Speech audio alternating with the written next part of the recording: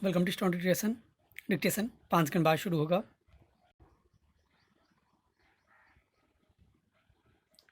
Ready start. इस संसार में अगर किसी ने प्रेम के अध्यात्म और भक्ति रूप को जिया है तो वह निस्संदेह राधा और श्री कृष्ण हैं। श्री कृष्ण कर्मयोगी थे। उन्होंने कर्म की राह अपनाकर अपने जीवन की सार्थकता सिद्ध की है। मगर ध्यान रहे, श्री कृष्ण को कर्मयोगी राधा ने बनाया। कन्हैया को श्री कृष्ण बनाने के क्रम में राधा ने अपना सर्वस्व त्याग और समर्पण किया था। इस कारण राधा को द्वैत एवं अद्वैत का अनुपम संगम माना जाता है। यह राधा की भक्तिमय निष्ठा ही थी जिसने प्रेम को सौंदर्य, श्रृंगार और राग विराग से परे रखकर परमात्मा का पर्याय बना दिया। पैराचेंज।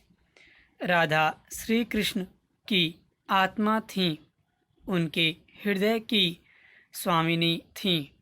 यह बात कई प्रसंगों से सिद्ध होती है।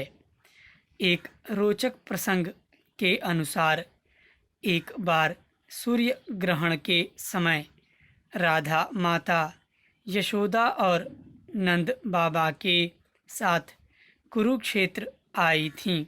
वहाँ राधा और श्री कृष्ण की भेंट हुई। रुक्मिणी ने भी पहली बार राधा को वहीं देखा। रुक्मिणी के मन में विचार आया कि क्यों न राधा और श्री कृष्ण के प्रेम की परीक्षा ली जाए। उसके बाद रुक्मिणी ने राधा को गर्म दूध पीने के लिए दे दिया। राधा ने भी उस दूध को पी लिया। उससे राधा रानी को तो कुछ नहीं हुआ, मगर भगवान श्री कृष्ण के शरीर पर फफोले पड़ गए। राधा और श्री कृष्ण के बीच प्रेम की यह गहराई देखकर रुक्मिणी चकित रह गईं। पैराचेंज। प्रेम को शरीर की अवधारणाओं में सीमित कर नहीं रखा जा सकता। यह आत्मशक्ति का वह केंद्र है जो मनुष्य को मानवता के शीर्ष पर ले जाती है और फिर उसे परमात्मा तक पहुंचाती है। राधा ने ऐसे ही प्रेम को जिया।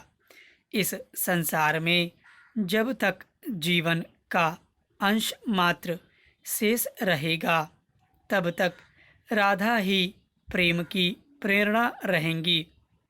प्रेम को अपरिमेय, असीमित और अलौकिक बनाने वाली राधा के बिना श्री कृष्ण अधूरे हैं।